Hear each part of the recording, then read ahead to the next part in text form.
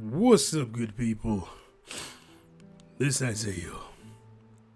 And as we look at the tape, we're talking about Zilva here. Alright, first things first, before I get into Zilva, I got my sound back somehow. Don't know how. It's weird. And I mean, I got the sound back, you know what I'm saying? Like, I upload the video, and someone left a comment. Let me give prompts to, who that was. You know what I'm saying? What is it? Noble. I was gonna say Noble Lee. That looks like that says noob. Newbie Lee. You know what I mean? Saying the GOAT is back. Their words, not mine. And I got sound back somehow. Don't know how, but of course, I would upload a video and then all of a sudden, boom, sound is back. Weird. So again, I tried shooting videos earlier and there was like zero sound at all. Talking like in post and everything. You know what I mean? Anyway, so we're talking about a homeboy Zilva. You know what I'm saying? I did like his quest line, which is pretty interesting, and kind of like how I expected. I'm like, oh, he's talking about this wife of his, you know what I'm saying? Do we get to meet her and things like that? You know what I mean? And we got that bad news, you know what I'm saying? And then there's the other side of it, El Seal, right? Very interesting stuff. Very interesting stuff. I wonder how it's very interesting stuff. That's all I'm gonna say about that. You know what I'm saying? Then again, I should probably go do El Seal's last quest just to, get an idea about everything. Anyway, Zilva here. First impressions, right? First impressions here. I almost like right away when I looked at his kit. Most would have classified him as just mainly being Earth / which is true if you don't change his he could target an enemy's weak point. You know what I mean? So he can change. So if an enemy is weak against Earth, okay, cool. He's nothing really to do there. But say they're weak against water. Guess what? Boom. He's now a water, based attacker. All right. Which is, like I said, in my opinion, is pretty damn good. Right. And that's done with his normal attack, actually. I forget what they call it. Is it called I forget the name of it. Actually, I guess we can actually get into a fight to get the name of it. Let's do this. Alright, just to get the name of the attack, because I really don't remember the name of it. 1,000 Faces, as you can see, is here, right? It inflicts lingering scent on a single monster and changes user attack type to target their weakness. Know that? And it also does in another force, Badoo / attack on single enemy, you know what I mean? But, it is what it is. So this right here is pretty much good right off the jump, right? It reminds me of, who is it? Is it Dewey, Another Style? I believe Dewey, Another Style has similar, I believe he could do the exact same thing, actually, just target the enemy's weakness. But maybe wrong. Someone probably would correct me on that. Where's Beast Boy? Sorry, he knows. Okay, and so, like I said, right now he's mainly, does it say Earth here? But I'm gonna go ahead and use this 1,000 Faces. I don't really care what anybody else does.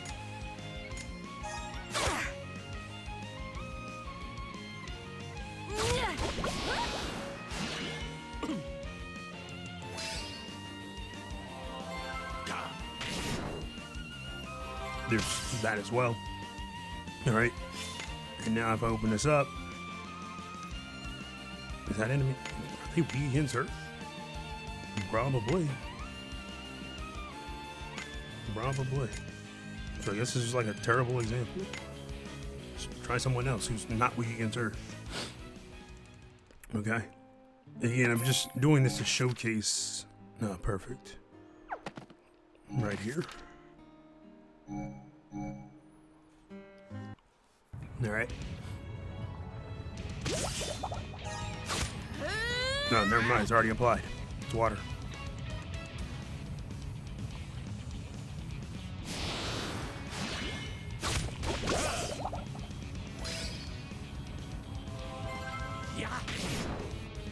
Man, that's insane. But it was already applied as soon as the battle started. You know what I mean? As you can see here, Kaleido water. You know what I mean? So that's pretty much how that works. All right. Now, as far as why is that actually activating as soon as I enter the battle? Right. That may be like the big question here. Okay.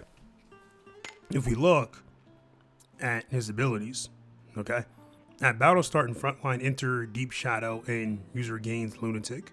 Okay, at battle start and frontline, inflict Lingering Sense, which is pretty much what does that changing of the weak points, right? Basically giving him, say, like the water against the elemental there, Vars being earth. Okay, I don't know, what would Galliard be, or that version of Galliard be? I'd probably be like wind or something like that.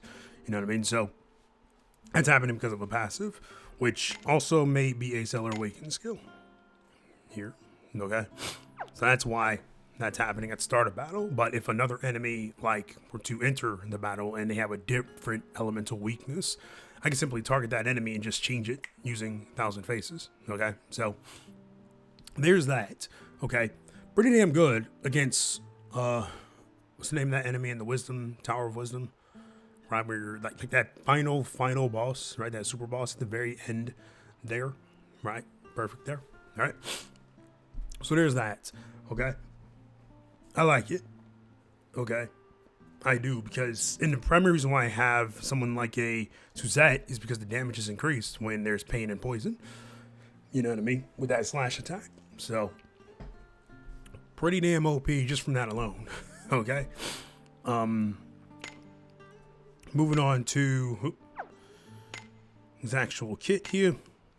All right, we got Fatal Blow. First of all, I like the names of these skills. You know what I'm saying? Slash attack on a single. And XL, guaranteed critical and ignore target defenses. So I think Cyrus, the frog, has a lot of guaranteed critical abilities. Okay. And that became abundantly clear during the KOF fights, right? So as you go and fight enemies, if you throw Cyrus in, you'll find out real quickly that, yo, this man is critting like crazy. At least for me, he was a crit machine. So he's definitely, those crits definitely help. Sure, you can give like 100% crit rate with like a Void weapon or the Elpis weapons, but still, having someone who actually does that already, you know what I mean, is pretty damn good, you know, without having to use those additional weapons and things like that. So there's that. Damage increase when target is poison / or pain ×4, right? So it does 4x more damage. And then of course we have this Lingering Scent, which as you all saw, it's applied at the very start of the battle. When Stellar Awakened, he attacks 2 times. All right, so if I'm not going to showcase this now, but if I were to go inside a battle and just say hit up against the elemental salamander and run that skill, he would attack twice. Okay, so and the beauty about that is that doesn't require a zone either, which is like one of those things that I actually do like about it. Because if you think Felmina ES, right, how you have to be in a water zone to actually have her attack twice, he does it by just simply having Lingering Scent, you know what I mean, on the target. So there's that. Next skill, Death's Passage. Man, the names of these skills here, you know what I'm saying? Anyway, preemptive single enemy power down 35%, and it down 35%, and physical resistance down 50%, thus boosting the amount of damage he's about to do to the enemy. Okay. And then what we have here, inflict poison and pain, persistent, ignore target resistances. But again, because I have someone like a Suzette in the party, right, we already have the pain and poison being inflicted on the enemy. All right. For target with Lingering Scent, debuff effect increased ×2. So now we got 70% down and 100% down for physical resistance, which is absolutely insane. All right. And then when in Deep Shadow, he basically buffs himself, right? 100% for physical and damage on critical 50%, right? So you basically pop this skill and then go ahead and use Fatal Blow. You know what I mean? And you'd be shocked by how much damage he does. All right, so there's that. Moving on to the Stellar Awakening skills here. I already talked about this here, so we're gonna go ahead and go over here. Blade Storm. You know what I'm saying? Blade Storm, right? Pretty simple to explain, actually, because if you remember that Deep Shadow ability here, this would actually allow him to go back, you know, into that Deep Shadow, what would you call it, stance mode, right? Allows him to go back into it, especially with Stellar Burst, all right? Anyway, preemptive slash attack on a single enemy, double XL, and inflict lingering scent when not in another force, which of course you would have already said as soon as the battle started. You know what I mean? Anyway, okay. User's power and speed up 100% for 3 turns, and then they gain a shield for 3 turns, fixed value 1500. No big deal there. Nothing really much to talk about. Okay. And then, of course, the lingering scent cannot be inflicted to multiple targets, unfortunately, because that, if they could, that would be absolutely insane. I mean, imagine, right? You'll have, okay, cool. He can just pick whatever enemy he wanted to attack and then hit their weaknesses. It'd be like, say you had 3 enemies on field, one weak to fire, another one weak to wind, and another one weak to water. If you gave it to all enemies, and then all of a sudden you're like, okay, I'm just throw Zilva in the party, and you gave lingering scent to all of them, he could just pick whoever the hell he wanted to attack and hit their weakness. That would be insane if it did it for all for all enemies. I'm sure that's the reason why they don't do that. You know what I mean? Anyway, what else we got here? In Stellar Burst, activate Fatal Blow in Link. Only if Fatal Blow is learned, which of course we already know. And enter Deep Shadow, and user gains Lunatic, basically just where he was at the very start of battle. You know what I mean? So basically, in Stellar Burst, this would allow you to go back to where things were at the very start of the fight. You know, so there's that. And then also, of course, there's that added benefit of when you enter that lingering scent, you know, you pretty much would change the user's attack type. You would change his attack type to match whatever the weakness is against the enemy. You know what I mean? So pretty damn busted for better word. Pretty busted. All right. Now, how do we go about using them in battle, and who do I recommend using them with? Okay. So this actually isn't the ideal team comp I would use here. I just threw these people together. All right. But if I had to pick who to use them with, I definitely wouldn't use Annabelle ES. In fact, I would use someone like we'll say like Claude ES, right? For that I think it's called empathy ability of his. Or even going as far as, yeah, we'll say Claude. Where's the king at? You know what I'm saying? Where's the king? I had another one in mind. I just don't remember. Yeah, Lily could also work. ES here, mainly because she's a slash type. You know what I mean? That's why I'm thinking that. Plus, she can also buff Zilva here, though may not actually be needed. But if you wanted someone to buff him outside of himself, then sure, you have that option. All right. Same thing with Claude. Where are you? Where are you? Where is he? Is he in his bow form? Yep, there he is. You know what I'm saying? In his bow form, the disrespect. There we go. You know what I mean? So you use Claude to help him out there. Okay. I had another one in mind. I just don't remember who exactly was it. Slash Stellar Awakened. Is it Melissa? No. Yeah, actually, okay, cool. Melissa. And this is mainly for, say, if I was inside of another force. You know what I mean? Being able to speed up that another force there. Okay. But he really does. He works well by himself. Believe it or not. Now, obviously, you wouldn't go into a fight, you know, with him only.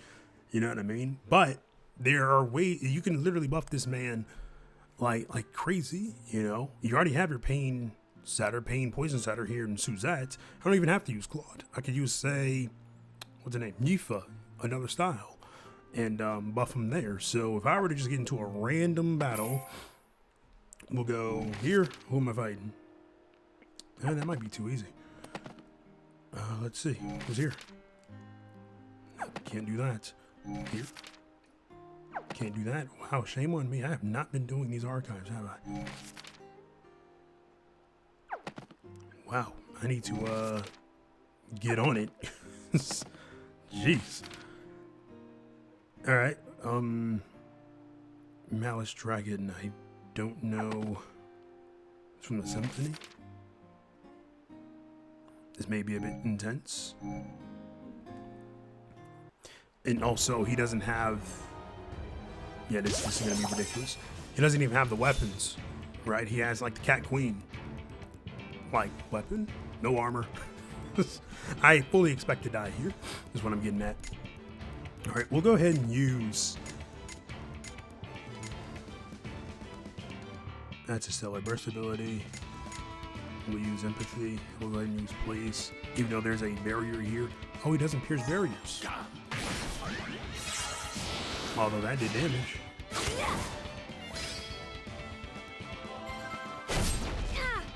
Yep, fully expected that to happen. Yep, fully expected that to happen, actually.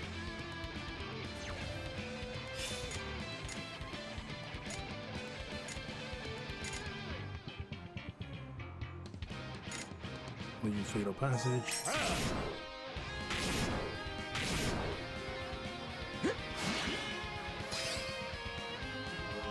I fully expect him to die.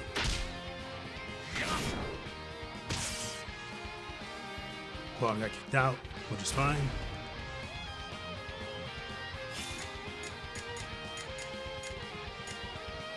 Yeah, I don't know what's with this team. As you can say, you know. Call upon the power of the planet. My sword will light the way.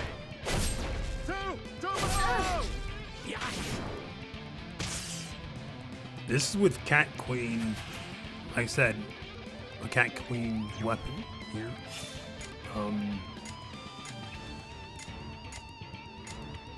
Which is just nuts to me.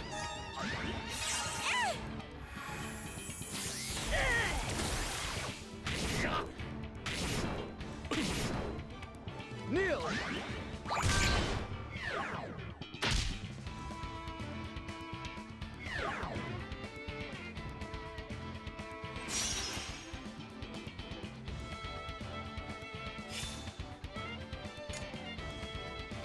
Don't even have. I probably don't. Gotcha. Spoke too soon. Time to show a little backbone.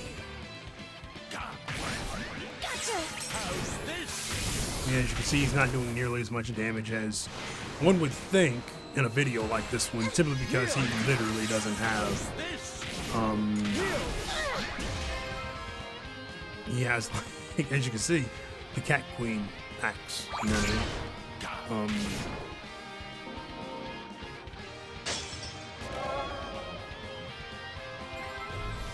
My Phoenix doing more damage than he is right now. But in my opinion, he's easy to use. You know what I mean? Because there's not much to him. You know, it's just okay, cool. He can change his elemental attack to match that of the weakness of the enemy, which is fine. Let me show you guys. Okay.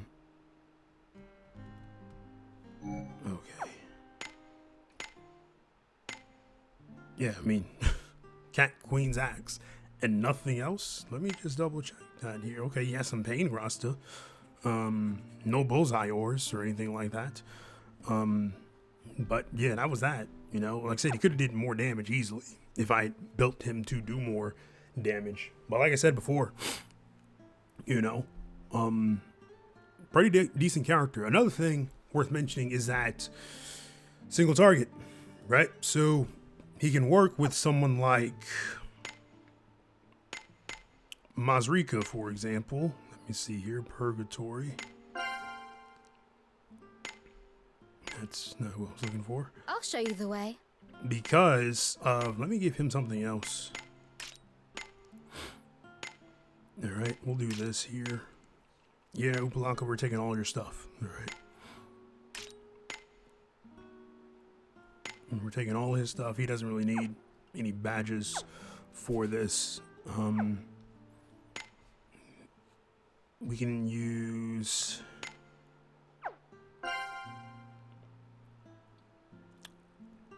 we'll use Iffy, because why not? Come on now. Not the best team, but who do we just fight? This dragon. So still didn't change the buddies. Wow. Anyway, we'll go for Death Passage. We'll stick to this here.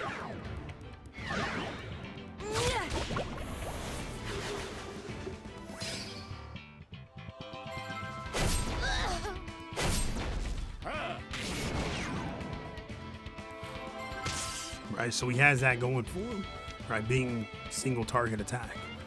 Okay. And let's see.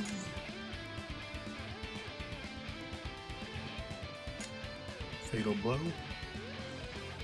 Oop.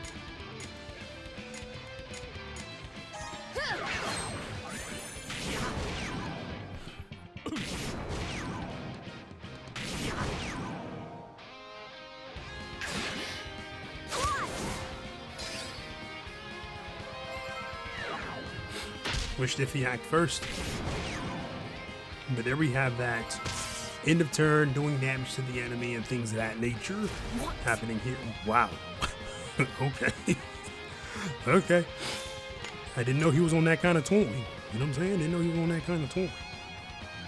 He's doing water-based damage. Actually, hold on. Where's the collider? Okay. Could be going. Oh. Actually, never mind. It definitely could be gone because if he was in combat, and she has her own risk taker that she sets. So in a case like this one, doing something like this may actually be beneficial.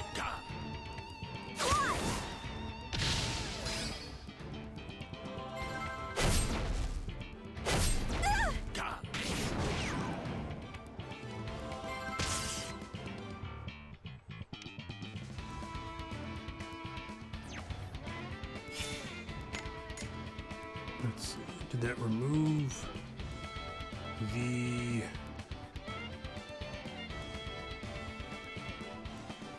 I don't know, I can't really tell. This here says water-based damage, but I'm not seeing a weakness here. And like I said, I think, actually, I'm pretty sure, because I believe we tested this in David's Discord, where you couldn't have two, like, lunatic-based abilities stack on top of one another. So it's like if I was, say, using Mazrika along with Mayumfa, for example, and I buffed Zilva with, say, Mazrika first, it then buffed again with, say, actually buff may be the wrong word to use here. It's just like these link abilities, you know what I mean? And that could be causing a conflict here, because you would think that this would say weakness, and it doesn't. And yet the only one who was actually hitting the weakness, I believe, was Suzette. So, no big deal, if I'm being honest here. It's like not much of an issue, but still hitting these criticals out here, you know.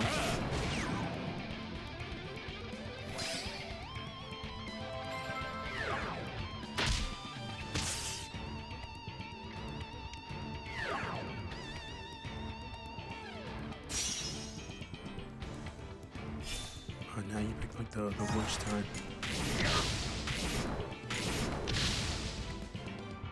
How's this?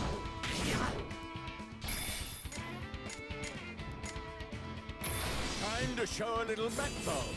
But like I said, so far, in my opinion, he's a very easy character to use. Somebody from the weakness there. Don't know who that was though. I will end this.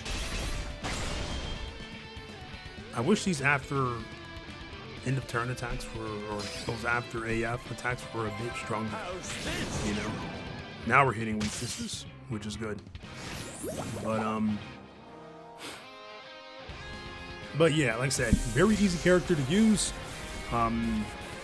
Where he fits inside of your teams, it's up for debate. Like I said, if you need someone who can actually change elements and things like that, say you're up against a super boss that does that. Like I said, that Tower of Wisdom super boss at the very end of the tournament is one that comes to mind that changes his element. He'll fit perfectly there. Do you need to pull on them? Absolutely not. If you have any version of them, you can just side grade them. All right. And you'll pretty much be good to go with that. Like I said, he's very, very easy to use though. Like there's really no question about how to go about using him. Hell, even the skills that I have on him right now are pretty much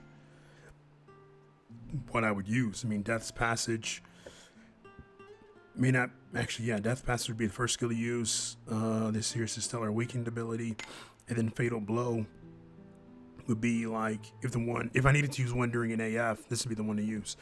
All right, so pretty simple stuff. Not much else to really say about him. I did like his quest though, like I said, and yeah, those are my thoughts on Zilva, another style here. Okay. If you got any other ideas for me in regards to like how you all would use Zilva if you have them, who would you pair them up with? Really? Simply let me know. Okay. And yeah, definitely let me know. And we'll see what we can do. All right. So I'm gonna go ahead and get out of here, and I'll talk to you all later.